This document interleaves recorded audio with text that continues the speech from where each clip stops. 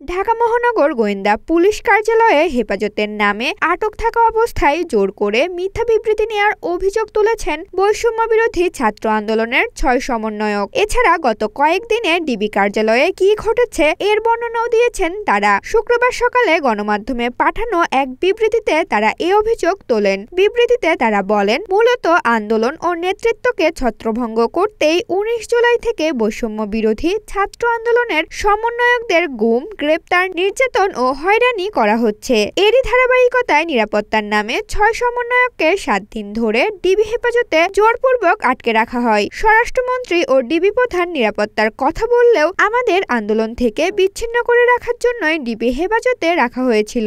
আন্দোলন প্রত্যাহার করে ডিবি অফিস থেকে প্রচারিত ৬ সমন্বয়কের ভিডিও স্টেটমেন্টটি আমরা স্বেচ্ছায় দিইনি। বৈষম্য বিরোধী ছাত্র আন্দোলনের কোনো সিদ্ধান্ত ডিবি অফিস থেকে আসতে পারে না। সারা দেশে সব সমন্বয়ক ও আন্দোলনকারী শিক্ষার্থীদের অংশগ্রহণ ব্যতীত কোনো সিদ্ধান্ত চূড়ান্ত বলে গৃহীত হবে না। ছাত্র নাগরিক হত্যার বিচার ও আটক নিরপরাধ ব্যক্তিদের মুক্তির দাবিতে বৈষম্য বিরোধী ছাত্র আন্দোলনের কর্মসূচি অব্যাহত থাকবে। সারা দেশে ছাত্র নাগরিকদের প্রতি আহ্বান থাকবে, সরকারের মিথ্যা প্রোপাগান্ডা ও দমনপীড়নকে তোয়াক্কা না করে রাজপথে নেমে আসুন। শহীদদের রক্ত বৃথা যাবে না।